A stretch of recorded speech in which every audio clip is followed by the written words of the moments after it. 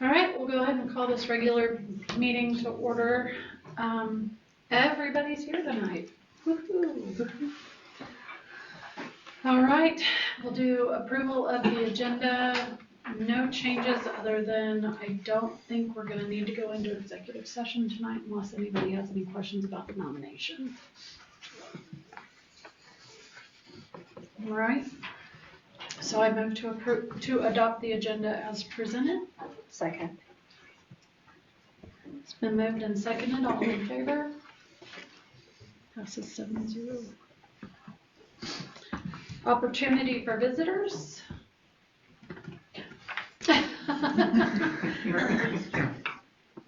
Okay, seeing none, we'll move on.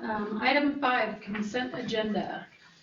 You guys have the minutes of our 9/9 meeting, the revenue neutral, the budget, and the regular meeting, cash balance summaries, check journal, activities account, and then there was an acceptance of a donation included in that from Myers Enterprises for HHS volleyball.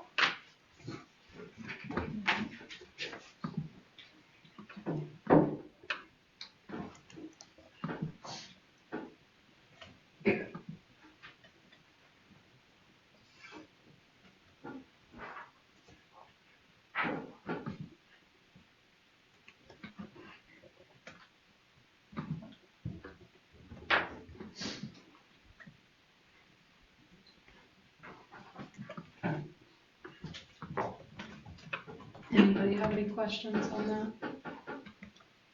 No? Okay. I move to approve the consent agenda as presented. Second. Sarah, was that you? Doesn't matter. Okay. It's been moved and seconded. All in favor? Passes 7-0. Okay, move on to old business. Item A is policy updates. This is just the second reading. So I did include the red marked. It changes some dates, 30 days of the accidental injury, repetitive trauma in order to be eligible for benefits. If the individual no longer works for the district, the former employee has 20 days after the individual's last day of employment for the district to report an injury suffered during work-related accident and repetitive trauma. Also, down on page 2 of it, testing and procedures used therefore shall conform to all relevant Kansas statutes. So this is a statute change, and then it changes the limit to $800 from $500 previous. So we just need a motion to approve this. Bless you. Or questions, or if anybody has any questions. I'll make a motion to approve it. I'll second it. It's been moved and seconded. All in favor? Passes 7-0. Okay, item B, homeschool participation policy. Okay, again, just a little history behind this. The new state statute do allow for non-public school students to participate in CASIA-sponsored activities. As of yet, we did not have a policy to allow for that. This policy will be added to our activities handbooks. In the event we actually have a homeschool student that wants to participate in an activity, a sport, as well as one that has said that they might want to participate in an activity. So, just so we are meeting state statute and we protect ourselves with some guidelines to go along with this, I would recommend that we approve this.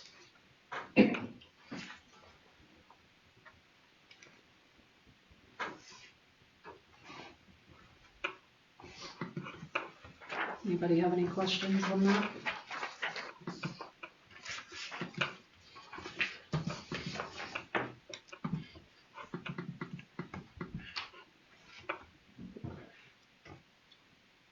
and to approve the homeschool participation policy to be included in the district activities handbook as presented.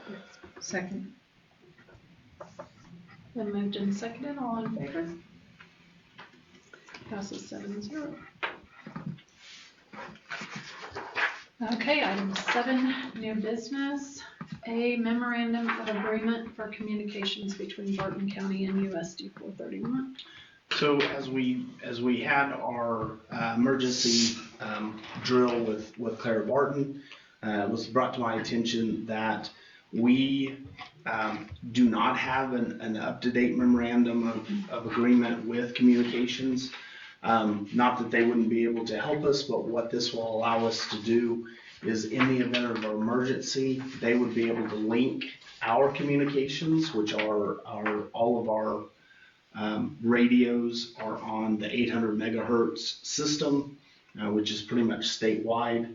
So they would be able to link that, give us the channel that Barton County emergency services are working on, and then we would be able to communicate with them as well. So I would recommend that we go ahead and approve this. So in the event of an emergency, we would be able to link those systems and communicate with Barton County. Just a question on this, Yes. Mr. Crowdis. The BT dispatch, or do we have the channel on here? What channel does Hoisington Police Department use? So Hoisington Police Department would run on an independent channel from any of the Barton County ones. But in the event of an emergency, they would also be linked because they have a memorandum. For example, the channel that we used during the Clara Barton emergency was channel 16. Okay. So everybody was linked up at that point except for us, simply because we did not have that memorandum. Yeah, so in there's place. no pickup there between No. Hoisington and Great Bend? No. Okay. Yep. Sweet. Perfect. I move to approve the memorandum agreement for communications between Barton County and USD 431 as presented. I second. It's been moved and seconded, all in favor? Passes 7-0. Okay. Item B, September 20th, 2024 count numbers. So I provided a chart with some historical data on there, highlighted in yellow, and then you can see in blue is the all head count, which is, we don't count 3 and 4 year olds at a full FTE or we don't count them as a full number, but we do count how many kids there are whenever it comes to that. K-12 head count is a pretty good number to take a look at each year because it is our kindergarten through 12th grade, and those kids are typically counted as a 1 student or full-time equivalent. And then our estimated FTE, for 24-25. So you're noticing some numbers up, which any numbers that are above or right at what we had last year is a great thing because I was anticipating about 8 less. So this is good news. We're obviously working on the reporting right now to submit to the state, and then in February they'll be coming out to audit those numbers. So nothing is set in stone, but those numbers are moving in the positive direction, which I kind of like that. So you can take a look at those numbers to the right as some estimated numbers just based on, graduating class and then estimated numbers for kindergartners coming in. Mr. Crowdis, will we be able to have this broken down by class too? Is that part of the state report that you have to put together? We do that for a state report. I Sweet. can Good. Would you be send willing that to on share that Friday. too? Yep. That would be awesome. Thank you. Glad to see the numbers moving in a good direction.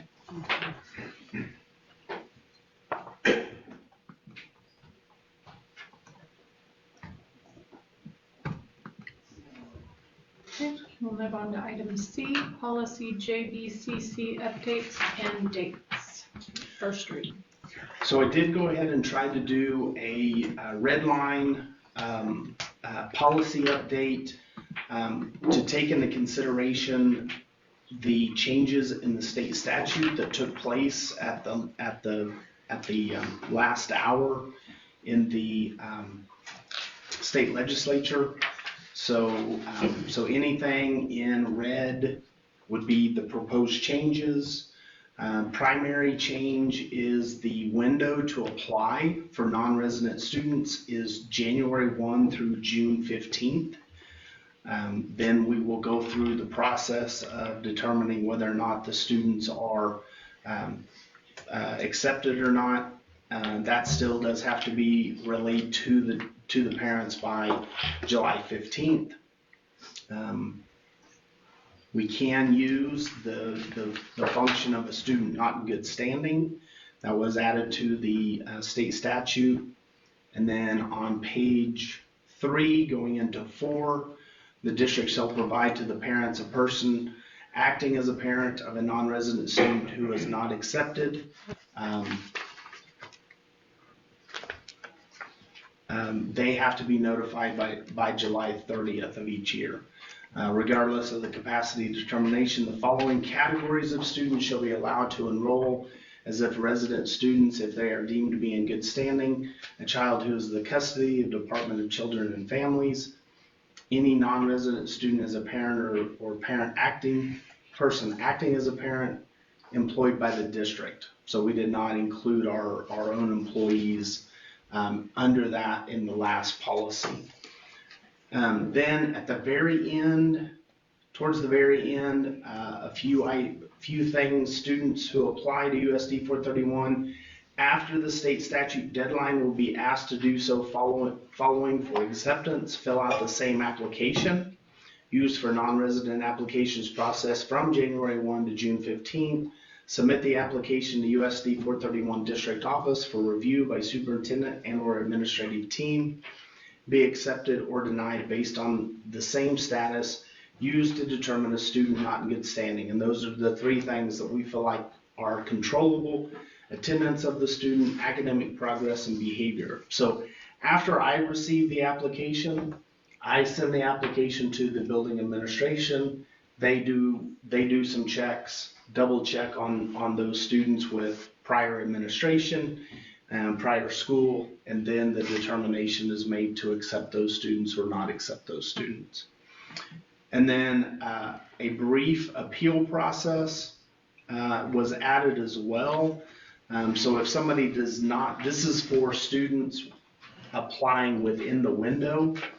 If students apply within the window and we deny them, then they have the opportunity to appeal. You are the appeal board. And so you would be informed of that information. And then finally, enrollment of out-of-state students. You may say, well, why did you do that? We're in the middle of the state. Hey, I would rather have it in there and not need it than to not have it in there and then need it.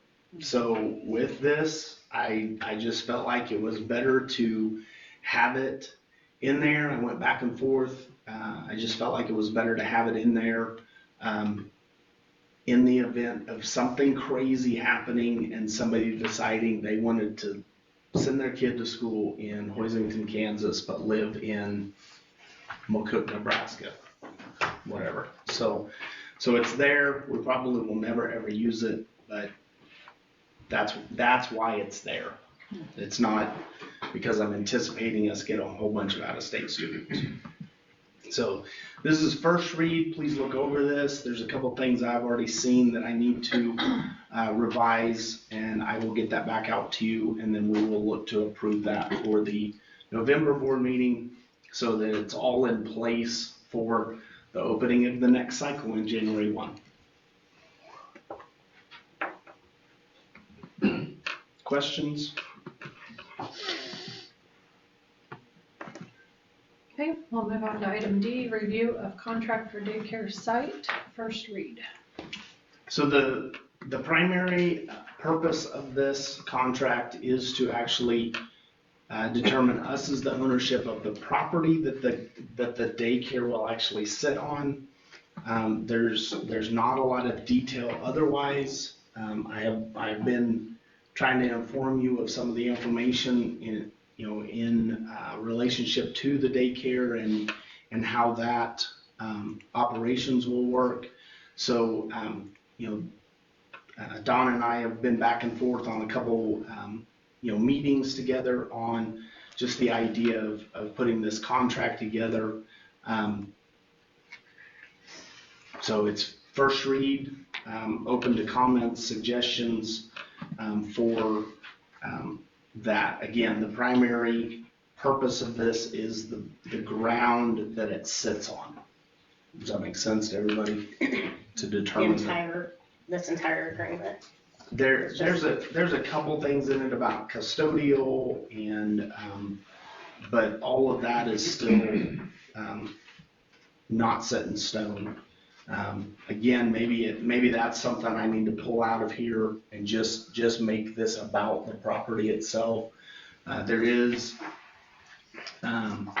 a portion of this that does go into if the daycare or if ABCC were to close this facility, the district would have the right of first refusal. It would be appraised. We would have the right to then purchase that building for a fair market value, simply because it does sit on our facilities. So again, it's just the property and kind of the relationship between the property. We will be asking ABCC to pay us $1 lease every year, just because that's just legalese of having a contract. Other than that, they will take care of their own insurance, own utilities. The building itself will be independent from us. It refers to some addendums in the contract. Do we have access to those?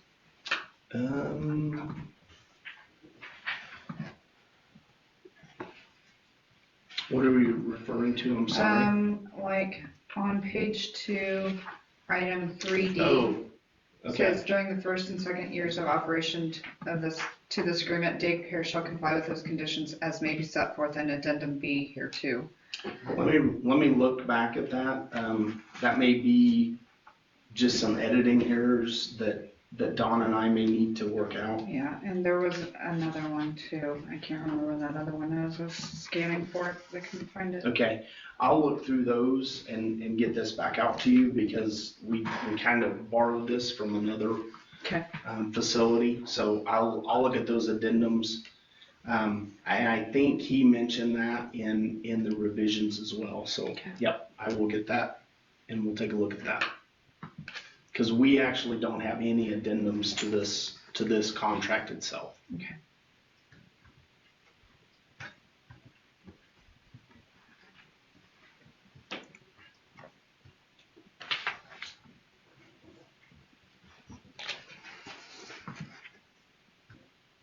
Anybody have any questions right now?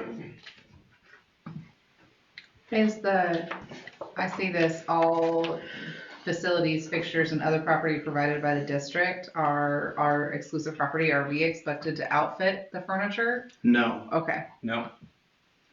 Okay, that's just more of a, if we did purchase something for their use. Okay. Pretty much if we were to purchase it specifically for the daycare, then they would take ownership of that. If we were to purchase the building, we would purchase basically the lot and contents of the building as well. It's 3A that has addendum A to it. 3A, okay.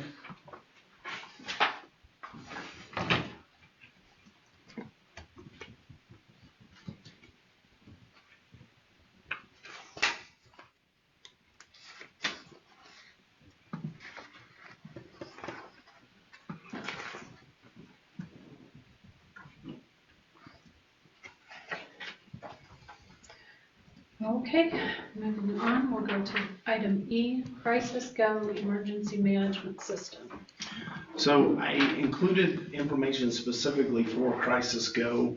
In just recent days, today actually, Kerry set up a meeting for he and I to look at another emergency management system that includes a few more things into it. We're working on trying to get the actual quote from them. But whether we go with CrisisGo, whether we go with Kokomo is the other system, we are going to have an emergency management system in place sometime in the spring. With the drill that we did with Claire Barton, it just brought up some things that we felt like that we needed to put something into place. We've had some parents reach out to at least myself, just wanting to make sure that we are continuing to work on emergency management drills, as well as things in place to help protect students, and that is our highest priority. So we want to just assure everybody that we are working on trying to find what's going to be best for our district in terms of best. That includes budgetary as well as the bells and whistles that come with these systems. So we want to make sure that they are going to be high quality, make sure that they are going to be cost effective, but also make sure that when the time comes that they're going to work. I think that's the biggest thing. Claire Barton found a few hiccups, that things didn't work in certain circumstances, and so that's why we need to continue to drill, continue to do different things. And we're not doing this to upset anybody or to traumatize anybody. We're doing it to prepare in the event of something happening. We hope that it never happens, but in the event that something happens, we want everybody to be prepared. And at this point in time, we administratively do not feel like that we are as prepared as we want to be. So we want to put some tools into place to make that happen. So CrisisGo, again, is one system that's out there. It has a couple things that I like about it. The Kokomo system that we looked at today, very similar system, has a few more things that I do like, and Carrie and I have talked about it. We haven't talked administratively much about the Kokomo system, but again, by December, I want to kind of be on the move to have this put into place so we can start implementing activities in the spring with this. Questions about that? Maybe not specifically about CrisisGo, but about what other things that we're, So I do have one question. Have we explored opportunities to send out emergency messages through our existing platforms? Yes. So there's a couple things around that. We do, we did last week. We had the incident. We did find out that with me out of town, sending pictures through the SMS is not very effective. That only came through on Facebook. The difference between the CrisisGo or Kokomo and our ThrillShare or our Aptigee is these systems do not need us to log in. We also would preload any emergency management that needed to respond. And so it would be a matter of opening an app and sending a message that would immediately go to the Barton County Sheriff Department, local police, any highway patrol in our area.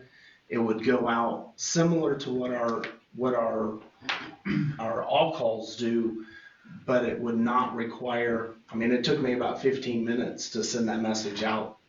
This would be sent out like within a minute, and there would be a lot less typing. It would all be preloaded so that it would go out immediately.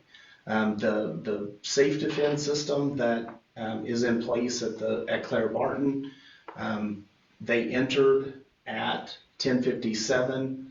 They set the alarm off at 10:57, and by 10:58, law enforcement already had the message.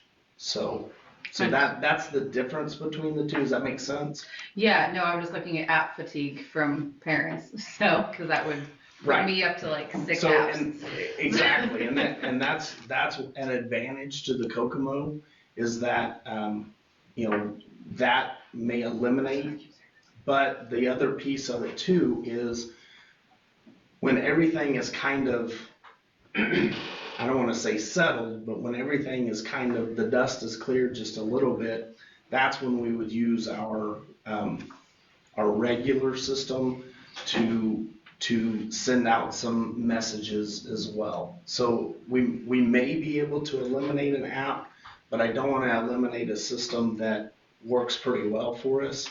But we're still looking at that to try to pull the number of apps that we have down. Perfect. So, yep. Awesome, thank you.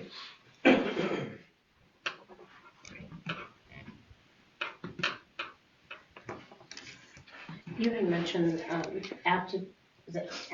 Aptigee is Do what we we have- use. Okay, we have that, so are you saying then, now you mentioned like eliminating some of the apps, would this replace So that? So Aptigee is our app and our website. And then we do send messages out through the app at times. I don't know any of the systems we would 100% replace that. Okay. It may replace some other things. So I think we have a good thing with our Aptigee app and with our, but there's, but this one would, again, I'm probably not being as clear as I should be. This system would only send messages out if there was an immediate, like, threat, like Okay. like a active shooter threat. Does Aptigee though have a, No, I don't know what you'd call it? no, emergency piece of- management piece. Yeah. To our doesn't have knowledge, it. no. Okay. Yeah, to our knowledge right now, they do not. Okay. That's a good question, so. Would any of these services have a social media integration where you could integrate it in with the social media pages? That's a great question. We can sure look. I just was thinking of where if parents didn't have the app down, where they would, be able to get the information. Most of the information that we would be pushing out would come to their actual cell phone number. Okay. So it would use that So you don't have emergency to- cell phone number that we try to make sure everybody's got updated during enrollment. That would be the number that would, and Okay, really, yeah. parents wouldn't even need an app. We didn't ask the question about Kokomo, the Crisis Go.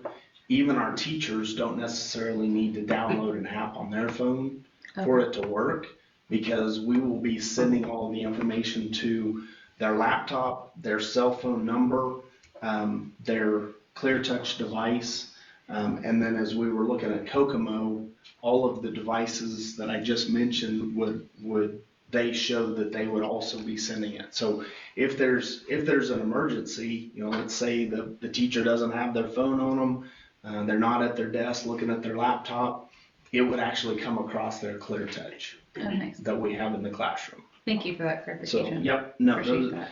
yeah, it's a wide range of things. I know those of you that have been on the board a while have been talked to about Safe Defend. Safe Defend just doesn't have the platform that some of these others have developed. And I like the guys at Safe Defend, and maybe they do. So maybe a reach out to them as well. But integration into our social media on these would be a great piece.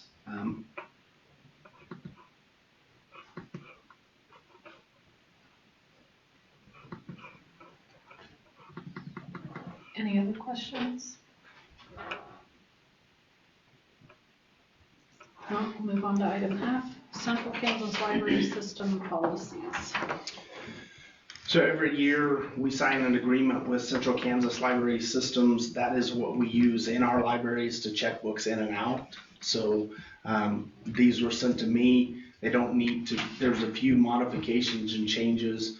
We don't need to approve anything tonight. You can have time to read through that, approve it in November, and then get that signed off for them. And our representative has been Melissa Hipp for the last couple of years, but all of our librarians, library aides work together to communicate about the use of our library system.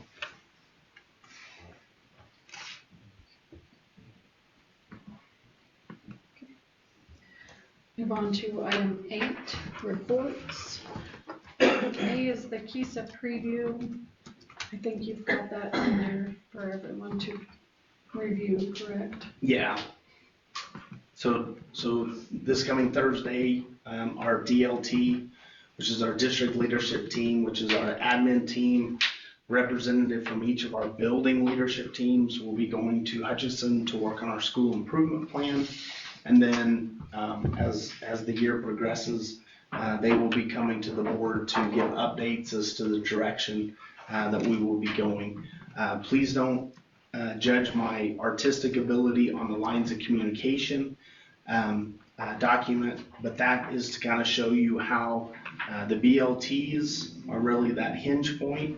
They are important to communicate through the DLT or the district leadership team to the Board of Education, and then back down also to the teachers within the building, site councils, and other representatives in the community. And then the second document that's on there is the new model that has been adopted by the State Board of Education, KISA 2.0, Kansas School Improvement Model.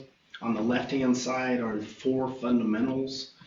We will be selecting one of those fundamentals, and then we will also be looking at 1 or 2 of the structures to focus on for the next year, and then looking at the lead indicators related to those structures, and then we'll have measuring of progress at the 6-month and a year targets, and we'll put that plan together over the next 60 days after our meeting coming up this Thursday. So it's a little bit different model than we've had before.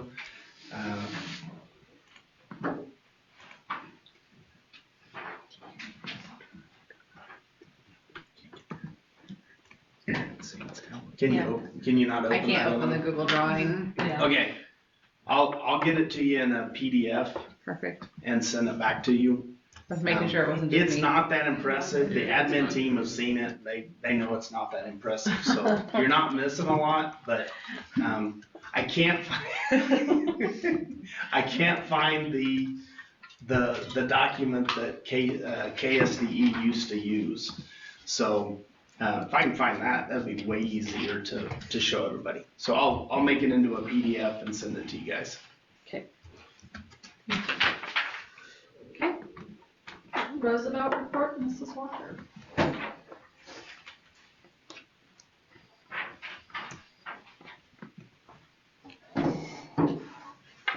Good evening. So I have to say, every time you said Kokomo, I don't know about anybody else, but I was singing the Beach Boys.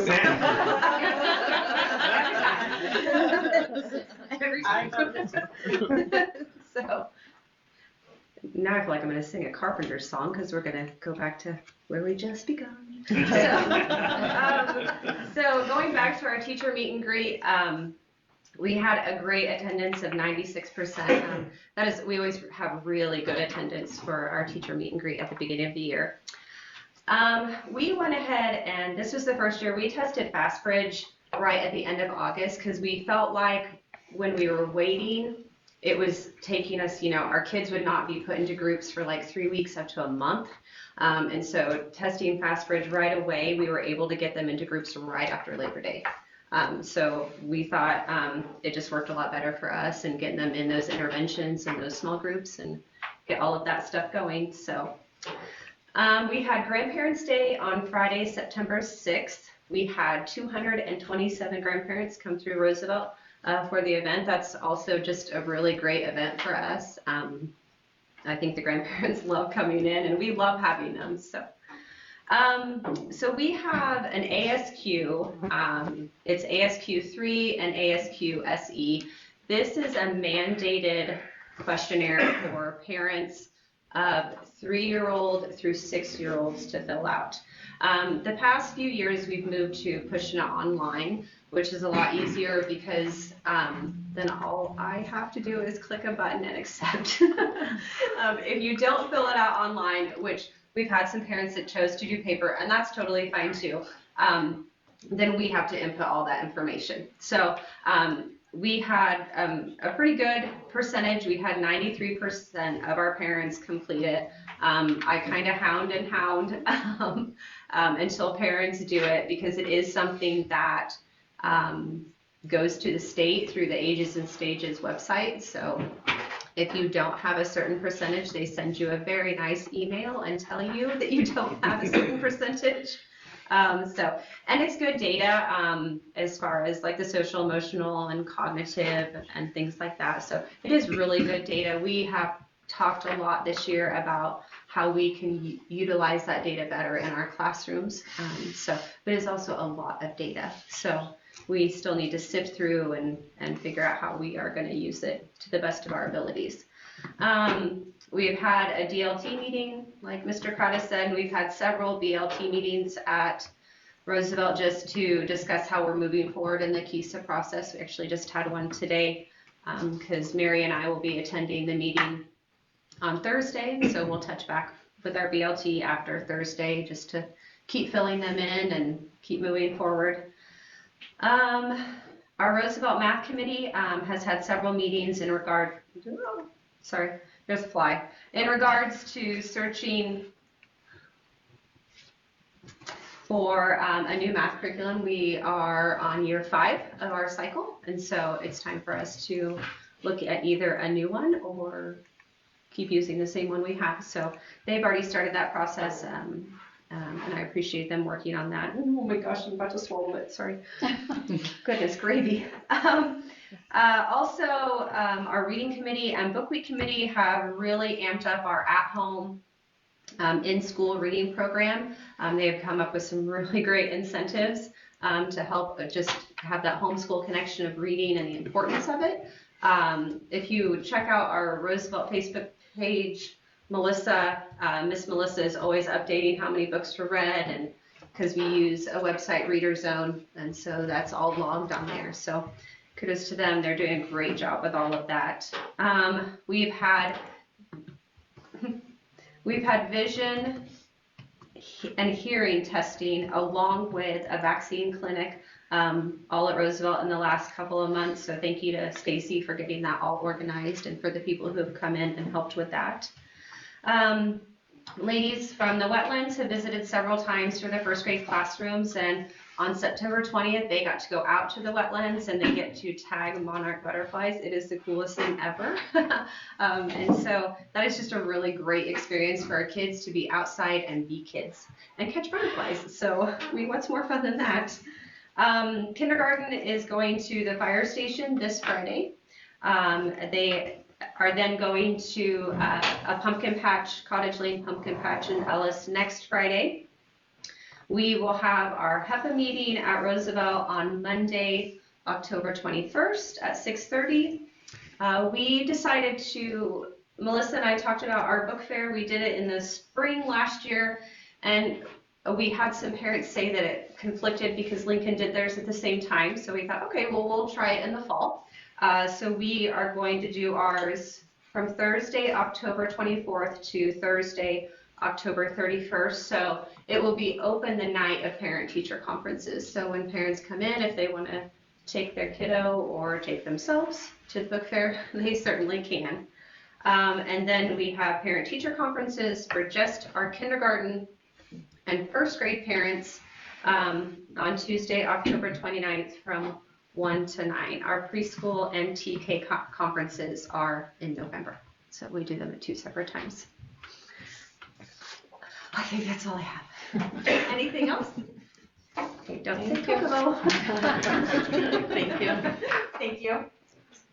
Mr. Mason? Good evening. Today starts a 3-day window for seniors to apply to Kansas colleges for free. So Mrs. Randolph will be bringing in the seniors during Seminar A tomorrow to fill out those applications online. Also tomorrow during Seminar B, the Golden Belt Community Foundation will be in to visit with our seniors about career opportunities in our area. So it's just kind of an initiative they do to keep young people in our area. So they sent a survey over a couple weeks ago. Mr. Kelch had all the seniors fill out that survey in government class. So a gentleman from there will be meeting with the seniors tomorrow just to talk about opportunities for careers in this area.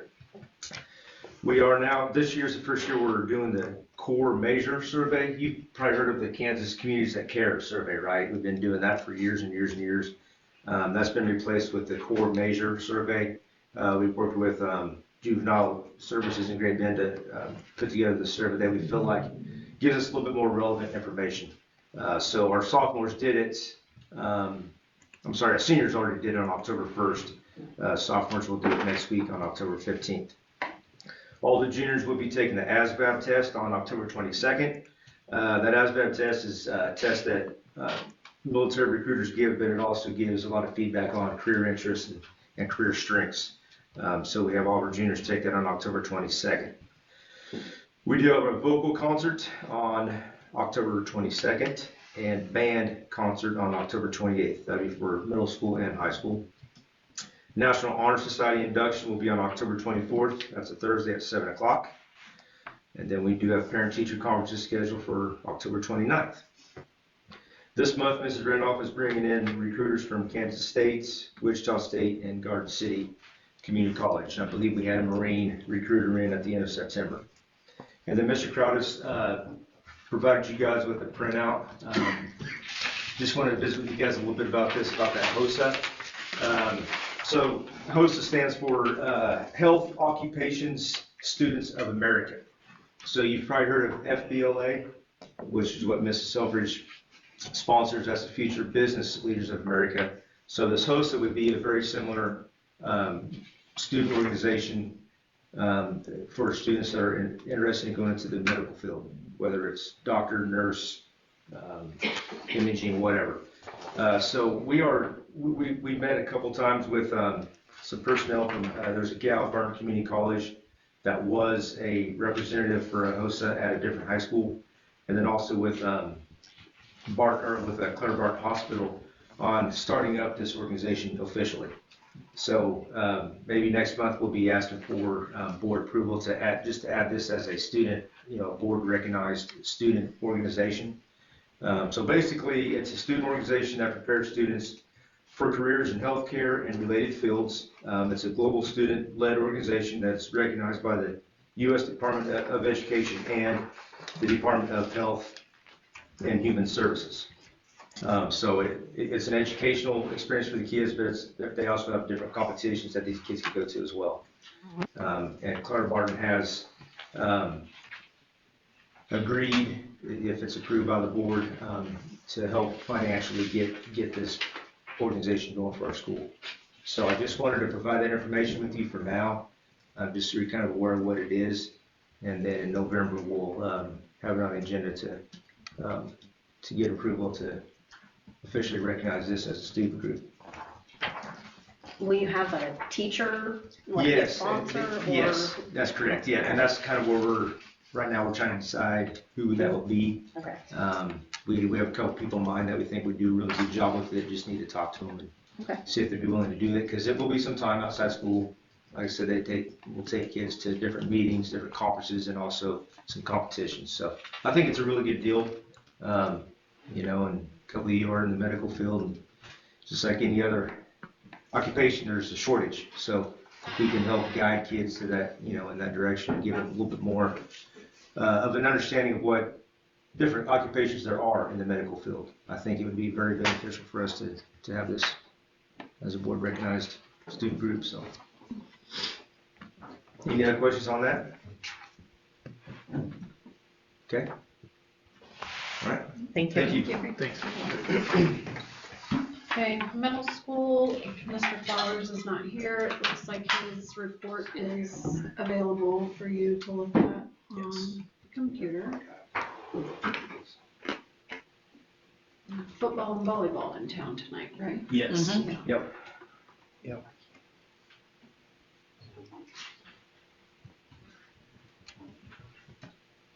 In the last 2 weeks, they'll be on the road.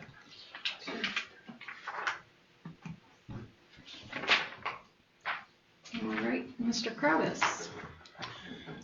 Just a couple of things. I've been working with the idea that we provide classroom mentorship for some of our new employees, but as we know, moving into the adult world and trying to maneuver through some of that is a little bit, you make a lot of mistakes sometimes before you actually get to the place where you're able to, be able to not make as many mistakes. So we're going to try to do for some of our newer employees some evenings, 3 evenings this year that are going to kind of maybe help them in the adult world. So just areas like financial planning, taxes, planning for next year. So November 12th, we have scheduled a representative from Maritime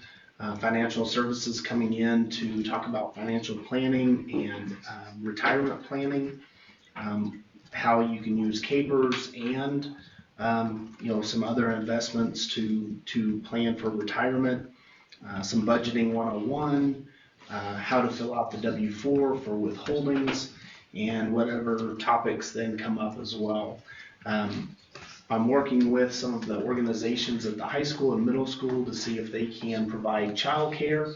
We'll feed these young families, so do dinner, and then have the children go do some playing, and then we'll spend about an hour and 15 minutes with a representative from Maritime and some others to provide some of this. So we'll do this in November, and then early spring and late spring, trying to fit those in and try to help those young professionals out with some of the information that maybe we were told, but informally early on in our careers. Then I just received word today, we are being recognized as a Kansas Star recognition school. For our graduation rate, we receive silver. They rank it gold, silver, and bronze. In the past, we've been bronze, and this year, for our graduation rate, we were silver. Post-secondary effectiveness, which is a look back over the last 5 years to determine students that are going on and being successful in some sort of post-secondary area, mostly into colleges and universities. They just don't have the numbers and data to plug in some of our military and workforce students, but we received bronze on that as well. And then we also received the 2024 Commissioner's Award with honors. So in the past, we have not received the Commissioner's Award with honors. So those are, I'll get a little bit, I just received that today, so I'll get a little bit more of an explanation and have that for you in the future. So that's all I have for this evening, unless anybody has any questions. Okay, seeing none, we'll move on to item F, legislative report. I have no legislative report. Get out and vote. Get out and vote. That's the big thing. Okay. So elections will be the Tuesday after the next board meeting. So just keep that on your radar. And I do believe that the clerk is accepting applications for early voting. Okay, item G, board members' reports. Just had some information about the delegate, correct? Correct. Kevin has said that he would like to go to KSB. Jesse has signed up and Becky has signed up. So, I guess determination of who the delegate will be. There is a luncheon that the delegate then attends, and then that delegate will then also vote on the proposed constitutional changes that were presented. I think everybody should have received multiple emails about that. To me, I'm going to try to not be editorial. The major change that they are making is the board of directors is made up members from each region whose responsibility it will be to report one or more nominees at the delegate assembly held in conjunction with the annual convention for the election of the president-elect designee. So the rationale is that in many states, they have the board of directors serve as the nominating committee. It has become increasingly difficult to find members in regions that want to serve on the nominating committee. Ultimately, the board of directors would take applications, interview candidates, and put forward one or more candidates each year for consideration for the election of the president-elect nominee by the delegate assembly at KSB. So in the past, apparently what has happened is it would just be open to the floor for the president-elect to be nominated. And what they are wanting now is for the members of the board of directors to bring nominees to that, and then the board of directors would then narrow that field down to a grouping that would then be presented at the open forum at the KSB board meeting. Is that making sense? And then that would be page 2. Back on page 1. The purpose of the association to provide board members and their leaders with the support, expertise, and resources they need to help every Kansas student succeed in school and life. Association activities will seek to accomplish this purpose by creating a culture of collaboration, service being voiced by public education, and developing leadership for student success. So that's just rewording the name and purpose of KSB.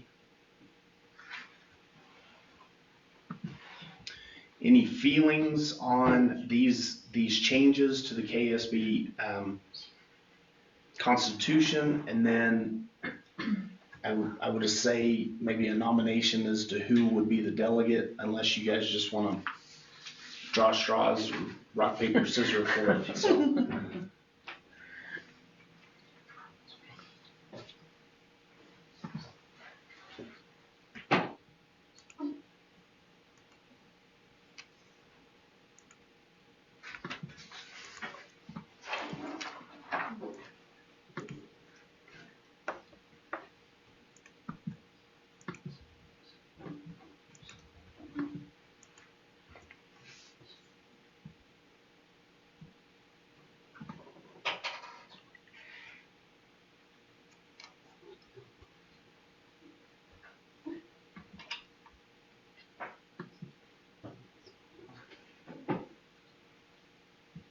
I'll do the voting delegate if nobody else wants it.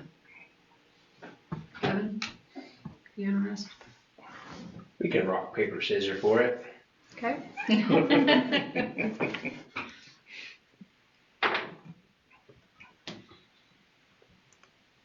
And I don't think there's anything that says that multiple people can't go. I mean, just to be a part. So.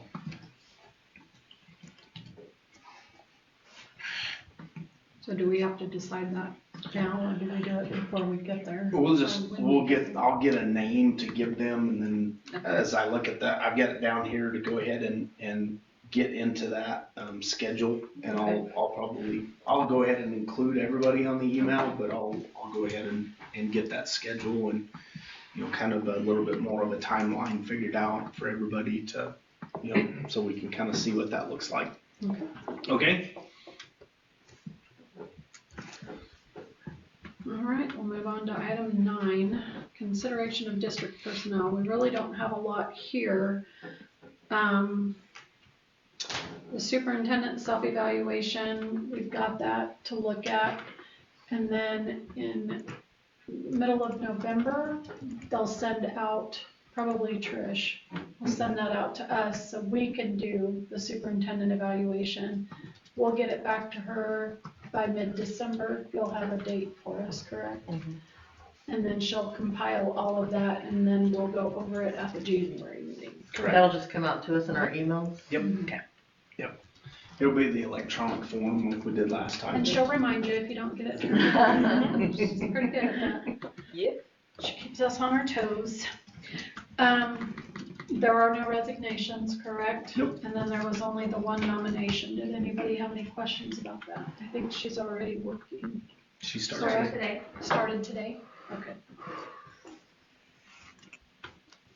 So, anyway, We just need the, I think we just need to accept the nomination okay, I need to Carrie. accept the nomination of Carrie Tushaw for the position of TK8 as presented. A second. of Julie. Jess Go or ahead. Julia. Either one. Okay. Right, Jay? Then moved and seconded, all in favor? Passes 7-0. All right, anything else? If not, I move we adjourn. Second. It's been moved and seconded, all in favor? 7-0. Go Chiefs.